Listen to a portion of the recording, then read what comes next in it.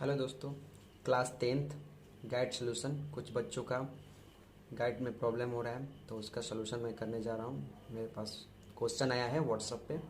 चलिए हम देखते हैं पहला सॉल्यूशन क्या होता है। एक क्वेश्चन में लिख के रखा है, व्हाट्सएप आया, लिख के रखा है मैंने।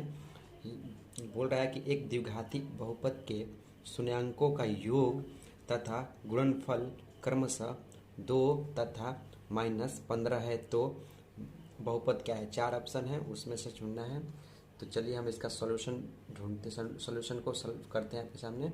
चलिए, ये शून्यकों का योग होता है आपका शून्यंकों का शून्यंकों का शून्यंकों का योग होता है। योग बराबर होता है अल्फा प्लस बीटा।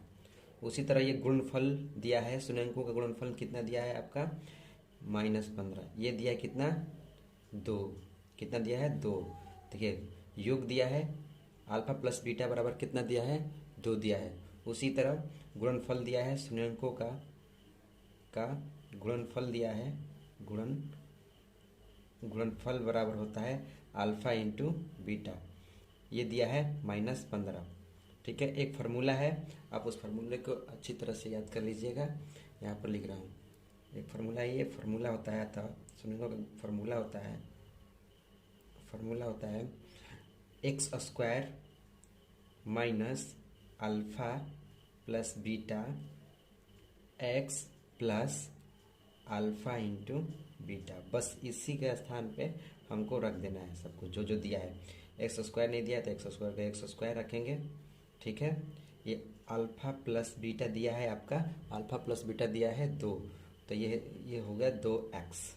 ये x है प्लस ये है आपका कितना अल्फा इंटू बीटा दिया है -15, तो -15 रखेंगे। ठीक है, बराबर 0। तो इस तरह से आपका बहुपद आ गया।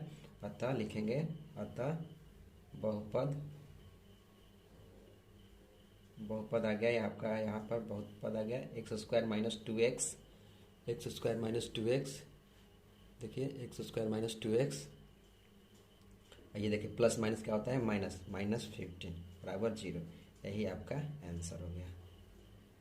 ठीक है दोस्तों, ये आपका आंसर हो गया। चलिए अब दूसरा क्वेश्चन देखते हैं। दूसरा क्वेश्चन मैंने लिखा है, ये देखिए, ये दूसरा क्वेश्चन है।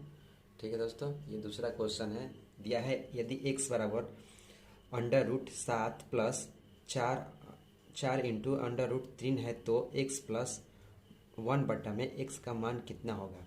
चलिए इसको हल करते हैं। ये दूसरा क्वेश्चन है, डाउट नंबर 2 है। ये देखिए, ये इसका 2 नंबर लिख देते हैं, ये पहला था। ओके, ये देखिए, इसको x बराबर हम इस तरह से लिख सकते हैं 7 प्लस इस 4 को हम लिख सकते हैं 2 इंटू 2। ठीक है, √3। अब देखिए, अब a प्लस बी का होल स्क्वायर क्या होता है दोस्तों, a प्लस बी का होल स्क्वायर होता है। यहाँ पर देखिएगा, अच्छे से देखिए, बहुत अच्छा क्वेश्चन है ये। ठीक है, a square plus b square plus 2ab। ठीक है, a plus b square plus 2ab। अब देखिए, इसको a मानिए और इसको b मानिए। तो a का स्क्वायर करेंगे यानी 2 का स्क्वायर करेंगे कितना आएगा, और प्लस b का स्क्वायर करेंगे, ये b मानिए इसको, √3 प्लस 2 और a अब b। ये a हो गया, ये b हो गया, दिखाई दे रहा है दोस्तों। अच्छा, यहाँ से फिर से देख लीजिए, वापस बता दे रहा हूँ।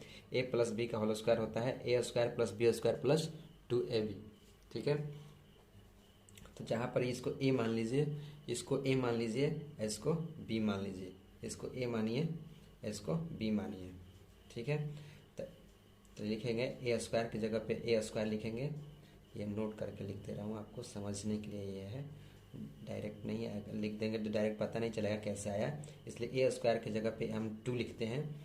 तो 2 का स्क्वायर प्लस b की जगह पे हम 3 लिखते हैं, √3, तो √3 का स्क्वायर प्लस 2 पहले से है a इंटू बी, ये 2 इंटू बी मतलब √3।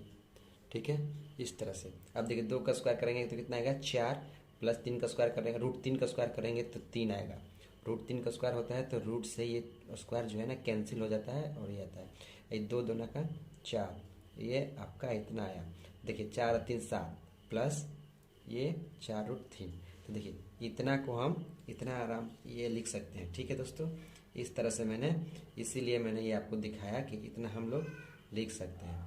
ठीक है, तो इस तरह से हम इसको हम ऐसे लिख सकते हैं, एक्स बराबर 2 प्लस √3 का ऐसे होल स्क्वायर बराबर होल स्क्वायर लिख सकते हैं। क्योंकि इसको सॉल्व करने के बाद हमारा वापस इतना आ जा रहा है तो हम इसको a प्लस बी के होल स्क्वायर पे रख सकते हैं। ठीक है, अब देखिए ये रूट के साथ क्या हो जाएगा, ये रूट ये स्क्वायर के साथ ये रूट क्या हो जाएगा, कैंसिल हो जाएगा। तो x बराबर क्या आ जाएगा, x बराबर आ जाएगा आपका 2 प्लस √3, ये आ गया x बराबर। ठीक है, जब x बराबर आ गया तो हम लोग क्या कर सकते हैं, अब इसके जगह पे हम लोग क्या निकालना है, अतः x प्लस 1/x यही निकालना है ना। तो दोस्तों x के जगह पे हम लोग रख देते हैं, x के जगह पे हम 2 प्लस √3 आया, फिर 1 में ये x के जगह पे हम 2 प्लस √3 रख सकते हैं, कोई दिक्कत नहीं है आपको। x के जगह पे मैंने इसका वैल्यू रख दिया, x बराबर इतना और 1 में x बराबर इतना। अब देखिए इसको हम करनी कर देते हैं, इसको हम ये रूट हटाने के लिए अंदर में इसको हम मल्टीप्लाई कर देते हैं, साइन चेंज करके परिमेय कर देते हैं, तो -√3 ये देखिए ये 2 माइनस साइन चेंज करके गुना कर देते हैं। ठीक है दोस्तों, ये मैंने गुना कर दिया। अब देखिए ये आपका आ गया, यहाँ पर गुना कीजिएगा तो देखिए a plus b into a minus b है, देखिए आपको दिखाई दे रहा होगा a plus b into a minus b के फार्मूला पे होता है a square minus b square, ये फार्मूला होता है। तो इस फार्मूले पे हम रख देंगे नीचे से, देखिए a प्लस बी दिखाया था, इसको a मानिए इसको b मानिए, तो a plus b a minus b, तो ये फार्मूला का a square minus b square होता है। और ऊपर में ये देखिए गुना हो जाएगा, तो हो जाएगा ऊपर आपका 2 प्लस √3 प्लस 2 माइनस √3, नीचे कितना आ जाएगा दोस्तों, a square minus b square. तो a स्क्वायर क्या है, a का स्क्वायर कीजिएगा तो a का स्क्वायर मतलब 2 का स्क्वायर, b का स्क्वायर माइनस 3 का स्क्वायर। ठीक है, इस फार्मूले पे मैंने रख दिया। ठीक है, अब देखिए ये कैंसिल हो जाएगा। ठीक है, ऊपर कितना आ गया, ऊपर आ गया 4 का स्क्वायर माइनस √3 के स्क्वायर करेंगे तो 3 आएगा, तो 4/1 यानी आपका 4 आंसर आ गया दोस्तों। कितना आंसर आ गया, 4 आंसर आ गया। ठीक है, आ गया आपको समझ में। ठीक है, इस वीडियो को रिपीट करके दोबारा समझ लीजिएगा। ओके दोस्तों, अब देखिए डाउट नंबर है 3 का क्वेश्चन मैंने लिख रखा है, ये देखिए डाउट नंबर 3 है। मैं क्वेश्चन पढ़ के सुना दे रहा हूँ आपको। एक 6 मीटर ऊंचे खंभे की छाया 4 मीटर लंबी है। ठीक है दोस्तों, उसी समय एक खंभे की छाया, ठीक है, 50 मीटर लंबी है। खंभे की ऊंचाई मीटर में क्या है, ये हमको बताना है। तो चलिए इसका सलूशन करते हैं दोस्तों। ओके, चलिए देखते हैं इसका सलूशन हल करते हैं। देखिए एक खंभा है जिसका ऊंचाई कितना है, 4 मीटर। ये खंभा है जिसका ऊंचाई कितना है, 4 मीटर। ठीक है, लंबी। उसी समय एक खंभे की छाया 50 मीटर, उसी समय एक खंभे की छाया कितना है, 50 मीटर। ठीक है, उसी समय उस खंभे की छाया कितना है, 50 मीटर। खंभे की छाया 50 मीटर है दोस्तों, ये छाया है, तो ऊंचाई हो गया। ठीक है, तो इस तरह से इसका छाया जमीन पे पड़ेगा नीचे, इस तरह से कहाँ इसका छाया पड़ेगा, नीचे पड़ेगा। ये छाया 4 मीटर इसका, इस खंभे का छाया कितना पड़ रहा है, 4 मीटर। तो यहाँ पर हम 4 मीटर लिख दे रहे हैं। ठीक है, और दूसरा खंभा का जो छाया पड़ रहा है उसका कितना है, देखिए दूसरा खंभा का छाया जो पड़ रहा है, छाया 50 मीटर, इसका छाया कितना, 4 मीटर, तो ये 50 मीटर। इस तरह से हम लोग को तो खंभे की ऊंचाई ज्ञात करना है, मतलब इसका ज्ञात करना है। ठीक है, एक इसका ऊंचाई ज्ञात करना है, इसका क्या ज्ञात करना है, ऊंचाई। बहुत ही आसान, बहुत ही अच्छा क्वेश्चन है। और इसका दिया है कितना, 6 मीटर। पहला खंभा देखिए दिया है ना, 6 मीटर। 6 मीटर ऊंचे खंभे, तो 6 मीटर ऊंचा खंभा हो गया, ये 6 मीटर ऊंचा खंभा हो गया। हमको यही ज्ञात करना है, ऊंचाई। दूसरा खंभा का ऊंचाई ज्ञात करना है। इसका छाया, दोनों का छाया का लंबाई दिया हुआ है, ठीक है। अब देखिए बहुत आसान तरीके से हो जाएगा, बहुत ही अच्छा क्वेश्चन है।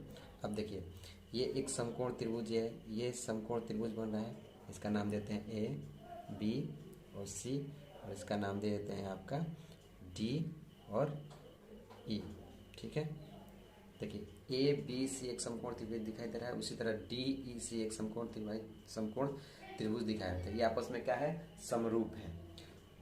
ये आपस में दोनों त्रिभुज क्या है, समरूप है। तो लिखेंगे समकोण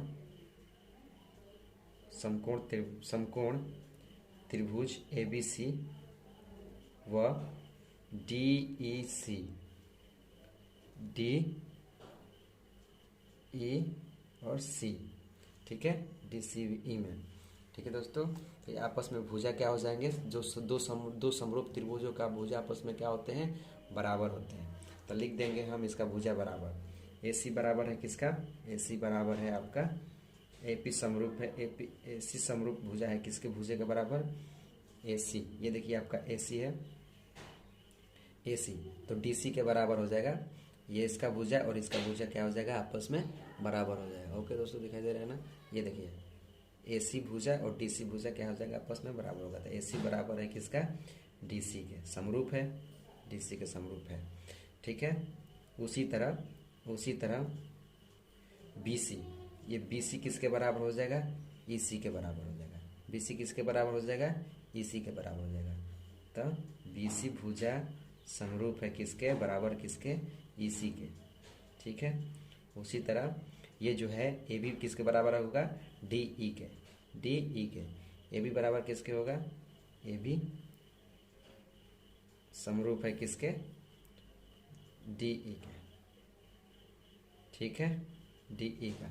ये आपस में क्या हो जाएगा, बराबर हो जाएगा। तो इस तरह से आगे देखिए। इसके बाद ये आपका ये आपका डी बराबर हो गया। तो ये हो जाएगा आपका ए सी बट्टे में डी सी बराबर है किसके, बी सी बराबर हो जाएगा आपका ई सी, ठीक है। उसी तरह ए बी बराबर क्या हो जाएगा, डी ई, ठीक है। अब देखिए आपका बी सी का मान, जिसका मान दिया है हम रख देंगे। बी सी का मान दिया हुआ है, ठीक है, दिया हुआ है। ई सी का मान दिया हुआ है, ई सी का मान दिया हुआ है। इन दोनों का मान लिखा है, इन दोनों में वैल्यू रख देते हैं। देखिए बी सी का मान है 50, ठीक है, और ई सी का मान है 4 बराबर। ए बी का मान कितना है, ए बी का मान है एच, इसका निकालना है, ए बी का मान निकालना है ना, तो इसलिए ये फॉर्मूला लगेगा, ये वाला लगेगा, ये इसमें रख दीजिए।